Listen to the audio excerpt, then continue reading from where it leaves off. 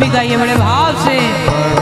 तेरी चरणों में जगा दी, हाँ गुरुदेव दया करके मुझको अपना लेना, मैं शरण पड़ा तेरी चरणों में जगा देना, मैं शरण पड़ा तेरी चरणों में जगह देना।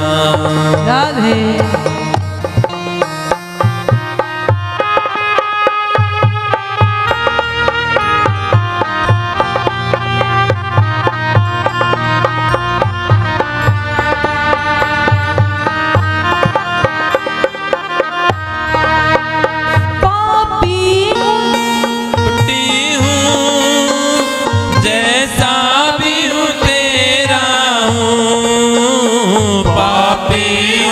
कपटी हूँ जैसा भी हूँ तेरा, घर बार छोड़ के मैं जीवन से खेला हूँ, घर बार छोड़ के मैं जीवन से खेला हूँ। गुरुदेव मेरे दोषों को मत ख्याल किया करना, जब याद तेरी आए मिलने की दया करना। गुरुदेव मेरे दाता मुझको अपना लेना, जब याद तेरी आए मिलने की दया करना, मिलने की दया करना।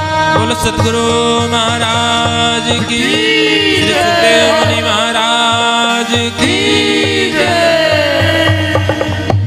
परीक्षित ने सुखदेव मुनि का पूजन किया और पूजन करते समय जो पुष्प आए थे, तक्षक उसमें कीट बन करके बैठा हुआ था, और जैसे ही सुखदेव मुनि वहां से चले जाते हैं, तक्षक ने अपना रूप धारण किया, कीट से वो तक्षक बना। और परीक्षित ध्यान अवस्था में बैठे हैं।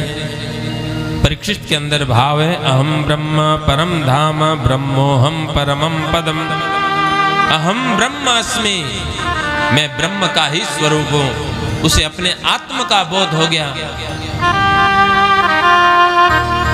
अहम ब्रह्म तत्वमसि, हे प्रभु जो आप हैं आत्मा सोई परमात्मा, जो आप हैं वही तो मैं हूं, मैं आप ही का तो अंश हूं, मैं आप ही का तो बच्चा हूं। तो बस ध्यान अवस्था में वो ब्रह्म में ही विलीन हो गए।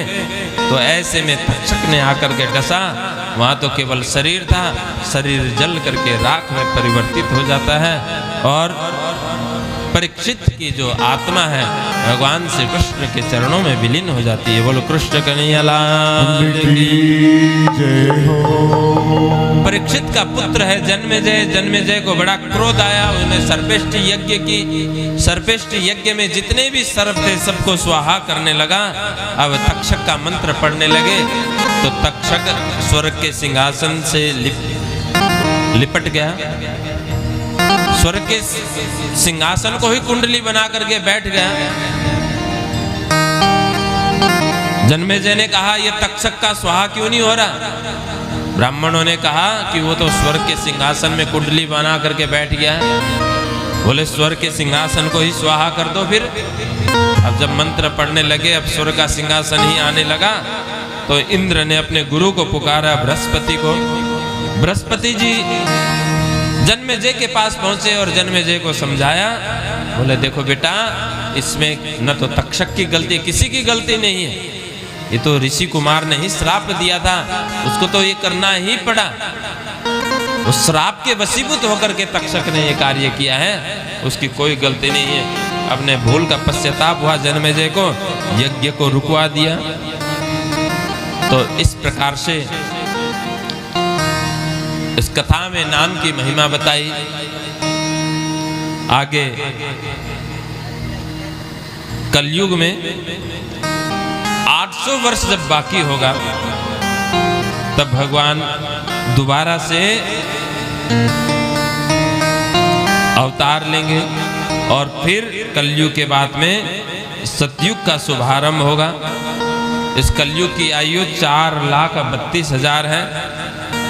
अभी देखिए 5,000 कुछ व्यतीत हुआ है और भागवत जी में ऐसा वर्णन आया है कि कलयुग के अंतिम 800 वर्ष जब बाकी होंगे तब भगवान का दोबारा कल की अवतार होगा। कलाप ग्राम में मरु और देवापी जो अभी भी जो तप कर रहे हैं उन्हीं के द्वारा सूर्यवंश और चंद्रवंश दोबारा से शुरू होगा और सतयुग दोबारा से प्रारंभ होगा। बोलो कृष्ण कन्हैया लाल की। अब अंतिम में सुखदेव मुनि ने एक बहुत ही सुंदर उपदेश दिया कि कलयुग में नाम की महिमा है और अंतिम इस श्लोक का उच्चारण करेंगे और उसके पश्चात कथा को यहीं विराम देंगे।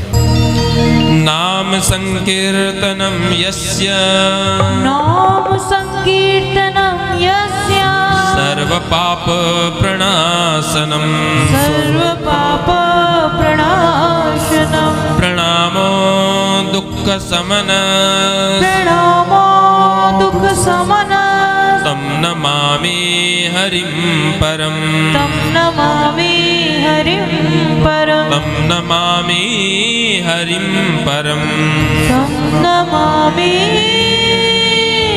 हरिं परम। नाम संकीर्तनम यस्य, जिसका नाम संकीर्तन करने से सुमिरन करने से सर्व पाप प्रणाशनम, उनके समस्त पाप जल करके नष्ट हो जाते हैं। प्रणामो दुख समनस, और प्रणाम करने से सारे दुख नष्ट हो जाते हैं। तम नमामि हरिम परम, ऐसे श्री हरि को, श्री कृष्ण को हम सभी प्रणाम करते हैं। इसलिए सभी हाथ जोड़ करके मेरे पीछे बोलेंगे श्री कृष्ण सच्चिदानंद सच्चिदानंद पार ब्रह्म पूर्ण परमात्मा पूर्ण परमात्मा, इसी नाम को भज भज के सदा सुख ले हो, हे आत्मा सदा सुख ले हो, हे आत्मा। दोनों हाथ ऊपर करें। हरे कृष्ण कृष्ण कृष्ण हरे हरे, हरे राम राम राम हरे हरे, राम राम हरे हरे। बोले कृष्ण कन्हैया लाल की जय। श्री सद्गुरु महाराज की जय। श्री प्राणनाथ प्यारे की जय। श्रीमद् भागवत महापुराण की जय। श्री वेदव्यास जी महाराज की जय। श्री सुखदेव मुनि महाराज की जय। इस प्रकार से इस सप्ताह व्यापी श्रीमद् भागवत कथा, इसको यही विराम करते हैं, क्योंकि कथा कभी भी पूर्ण नहीं होती। हरि अनंत, हरि कथा अनंता। तो संक्षिप्त रूप में समय के अनुसार तो ज़्यादा से ज़्यादा भाव आप सभी को सुनाने की कोशिश की। अंतिम 12वें स्कंद में गुरु महिमा का वर्णन है कि जीवन में गुरु को अवश्य धारण करना चाहिए। गुरु के माध्यम से ही भव सागर पार हो सकते हैं, अन्यथा कोई मार्ग नहीं है। इतना सुलभता पूर्वक ये हमको मानव का तन मिला। हमारे जीवन में गुरु भी आए, और उसके बाद भी यदि हम भवसागर से पार उतरने का प्रयत्न नहीं कर सकते तो हम वास्तव में आत्मघाती हैं, आत्मा के हत्यारे हैं। ऐसा भाव का वर्णन किया।